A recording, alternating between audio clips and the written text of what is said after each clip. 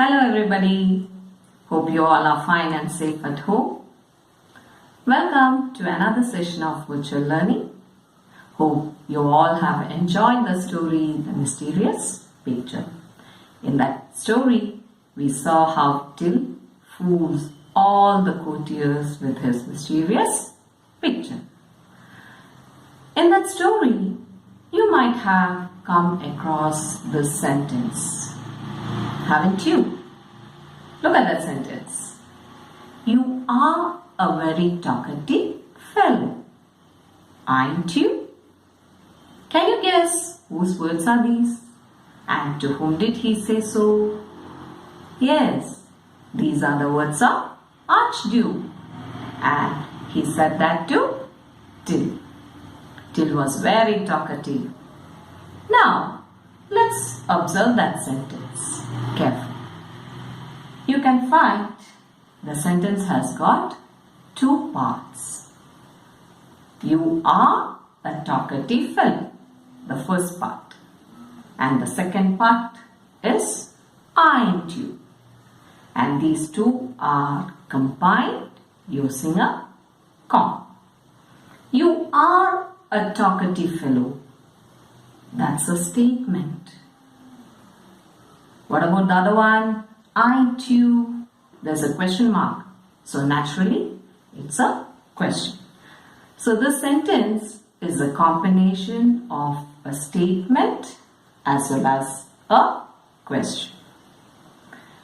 Now, the question added at the end of that statement is called a question tag. You have come across many types of question. So our topic for discussion is about this type of questions. Question tag. What's a question tag? What's the purpose of a question tag? How can we form question tags? Let's go through that one by one. What's a question tag? What's the purpose of a question tag? Question tag is a short question added at the end of a statement to draw or attract attention to the statement. So what's a question tag? It's a short question added at the end of a statement to draw or attract the attention of the statement. Now let's look at that example. You are a talkative fellow, aren't you? Here, Archduke wants to reconfirm what he said is right. You are a talkative fellow. For that, what he has used, the tag, aren't you? Same way, let's look at some more examples. They are playing football, aren't they? The answer may be yes or no. He is from India, isn't he? She can swim well, can't she? So the answer will be either yes or no. So what's the purpose of the question tag? It's to reconfirm what we said is right or wrong. So I hope that's clear to you. What's a question tag? What's the purpose of a question tag?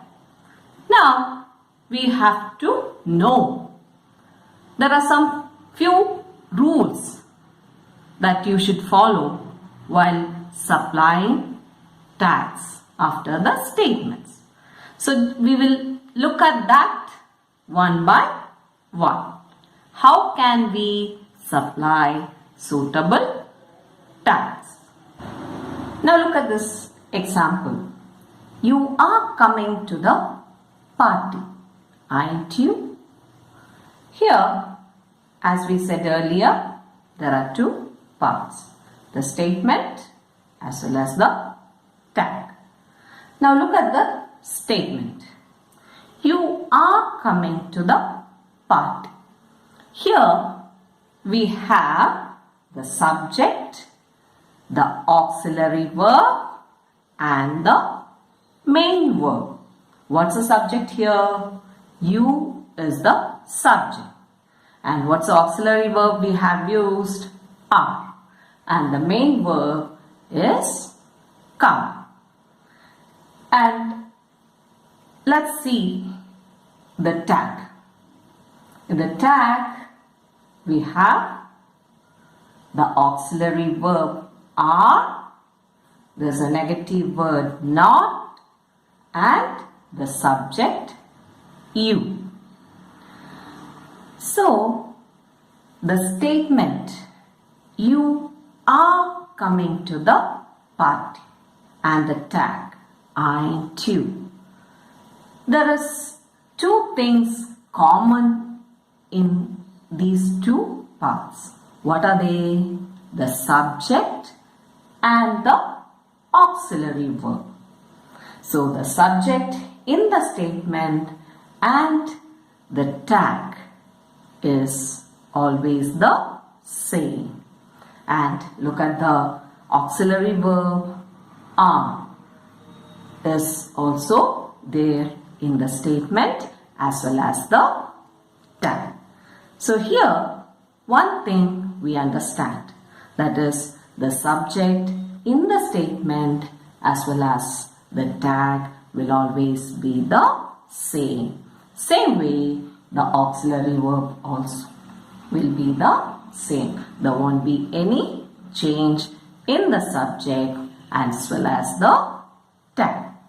Now let's change the same sentence. You are not coming to the party. Are you? What's the change we have made here? Let's see. In the statement, we have the subject, the auxiliary verb, and the negative word not, and the main verb come. And let's see the tag. There's the auxiliary verb and the subject. Here, what's the difference you have seen in these two sentences? Yes, in the first sentence, the negative word was in the tag. And here, you can find that negative word in the statement. So from that, we can conclude that the first statement was positive and the tag was negative. And in the second example, the statement is negative and the tag is positive. So here, that's the second point you have to know. That is, when the statement is positive, the tag will be negative. And when the statement is negative, the tag is positive. And here we have used the negative word not to indicate negativity. I hope that's clear to you. So here we have used not to indicate negativity. Same way, there are some more words that denote negativity, like few, little, hardly, scarcely, rarely, seldom, never, nothing, nobody. All these words denote negativity. And when you find these words in a statement, you can consider that statement to be negative. Now let's look at some more examples. He is from London, isn't he? She was your friend, wasn't she? They had not invited you to the party, had they? She was coming to school, wasn't she? They do not play football, do they? Here, just look at the auxiliary verbs we have used. We have used are, was, have, do, is. All these auxiliary verbs are considered to be primary auxiliary verbs. So there are three classifications. The first one is be. Forms of be. Is, am, are. And its past tense. Was, were. The next one is do. Do, does, did. And the third one is have. Have, has, had. So be, do, have. All these are considered as primary auxiliary.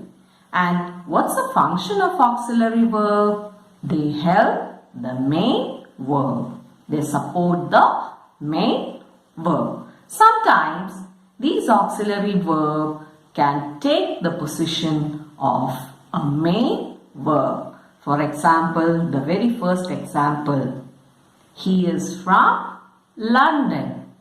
In that sentence, is considered to be the main verb. Same way, if your statement has modal auxiliary like will, would, shall, should, can, could, may, might, they do follow the same pattern just as the primary auxiliary. That is, we have to use the same modal auxiliary in the statement as well as the tag. For example, he will come today, won't he? You can cook well, can't you? You shouldn't do this, should you? See here, we have used the same modal auxiliary verb in the statement as well as the tag. But there are a couple of rules you have to remember when you are using question tag for these verbs. Do, does, did. Normally we don't use these verbs in the sentence. We leave them out. It's not common to say, you do like watching TV. Do we say like that? No. Instead, we say, you like watching TV, don't you? Here, you cannot find do in that sentence. But the verb do or the auxiliary verb do is hidden within the main verb watching.